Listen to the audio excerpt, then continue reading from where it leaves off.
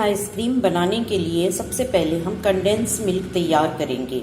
ये homemade condense milk होगा और इसमें हम शुगर इस्तेमाल नहीं करेंगे। यहाँ हमने मिल्क ले लिया है, ये फुल क्रीम मिल्क है 1 कप, और यहाँ जो है हमने कॉर्नफ्लोर लिया है सिर्फ 1 टीस्पून। अब हम इसमें थोड़ा सा वाटर मिलाकर पहले इसे घोलेंगे। देखिए नाज़रीन, हमने यहाँ पर मिल्क में मिलाने के लिए कॉर्नफ्लोर को जो है पानी में घोल लिया है। 1 टीस्पून पानी में 1 टीस्पून कॉर्नफ्लोर हमने घोला है और अब हम इसे इसमें मिला रहे हैं दूध में। ये कॉर्नफ्लोर सिर्फ इसलिए मिलाया जाता है कि ये होममेड जो हम कंडेंस मिल्क तैयार करेंगे इसका टेक्सचर बहुत अच्छा हो जाता है। अब हम इसे गैस पे रखते हैं और इसे अच्छे तरीके से बॉईल करेंगे यहाँ तक कि ये थिक हो जाए। फिर इसके बाद हम इसकी कंसिस्टेंसी आपको बताते हैं। नाज़रीन, ये बॉइल्ड हो रहा है और इसको हम बराबर चलाते जा रहे हैं ताकि ये नीचे ना लगे। इसे थिक करना है हमें। यहाँ इस स्टेज पर हम इसमें जो है 3 अदद इलायची का पाउडर मिलाएंगे। हमने कोई भी इसमें आर्टिफिशियल खुशबू या एसेंस का इस्तेमाल नहीं करूंगी मैं यहाँ पे, और मैं यहाँ सिर्फ इलायची पाउडर का जो है खुशबू इस्तेमाल करूंगी। आप अगर चाहें तो वैनिला एसेंस इस्तेमाल कर सकते हैं।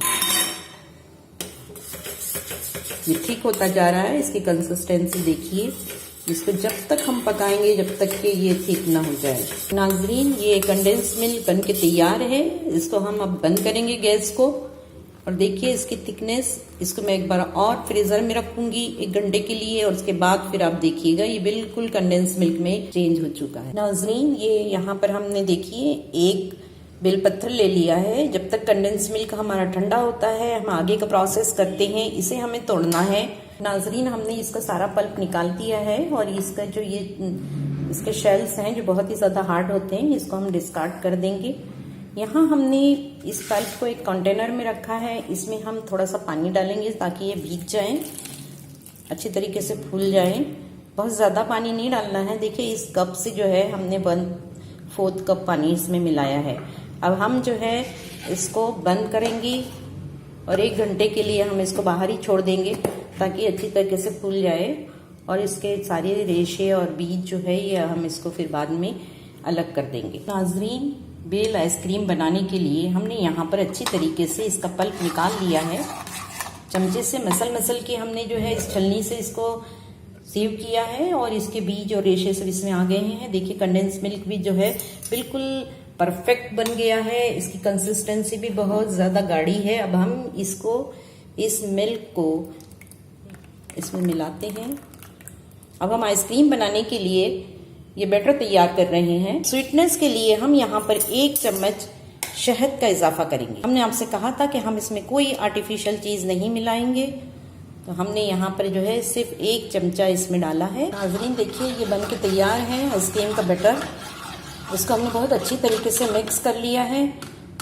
अब हम एक एयर टाइट कंटेनर में इसको डालेंगे। इसका लिड बंद करने से पहले हम जो है एक पेपर रखेंगे ताकि इसके अंदर क्रिस्टल्स ना बन सके। और अब जो है हम इसका लिड बंद कर देंगे। एयर टाइट कंटेनर है ये। फ्रीजर में रखने के लिए ये बिल्कुल तैयार है। इसको हम फ्रीजर में रख देते हैं आधे घंटे के लिए। नाज़रीन, हमने आधे घंटे के बाद इसको फ्रीजर से निकाल लिया है और अब हम इसको अच्छी तरीके से मिक्स करेंगे। और ज़्यादा थिक हो गई है। अब इसको आधे घंटे के लिए फिर हम इसको रखेंगे। इस तरह करने से इस प्रोसेस से जो है जो क्रिस्टल्स जम जाते हैं वो ख़त्म हो जाते हैं। बहुत ही सॉफ्ट बाजार जैसी आइसक्रीम बन के तैयार होती है। अब हम इसको दोबारा से बंद करेंगे। सेम प्रोसेस से हमने जो है इसका एयर टाइट कंटेनर का ढक्कन बंद कर दिया है। अब हम इसको जो है डीप फ्रीज में रख रहे हैं। नाज़रीन, आधे घंटे के बाद हमने इसको फिर निकाल लिया है फ्रीजर से। अब हम इसको कुछ देर इस तरीके से मिक्स करेंगे। बेल आइसक्रीम के इस मिक्सचर को हम एक ब्लेंडर में ट्रांसफर करते हैं। फिर इसको हम दोबारा से फ्रीजर में रख देंगे 4-5 घंटे के लिए और फिर उसके बाद हम इसको सर्व करेंगे। नाज़रीन, देखिए ये हमने निकाला है। इसको पूरे 5-6 घंटे हमने रखा है। अब इसको हम स्कूप कर रहे हैं।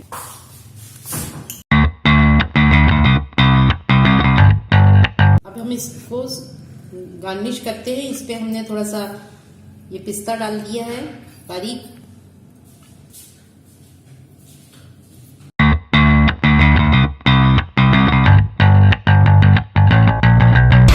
व्यूअर्स, ये बेल आइसक्रीम हमने बनाई है, इसको इसी तरीके से बनाइए। ये मेथड इस आइसक्रीम का, बेल आइसक्रीम का, आपको किसी भी चैनल पर या किसी ब्लॉग में नहीं मिलेगा। ये हमारी अपनी इख्तरा है, ये हमने इसको अपनी तरीके से बनाया है और ये मेरी अपनी रेसिपी है। इसको बनाइए, खूब शेयर कीजिए और इसका मजा लीजिए। उम्मीद है आपको पसंद आएगी।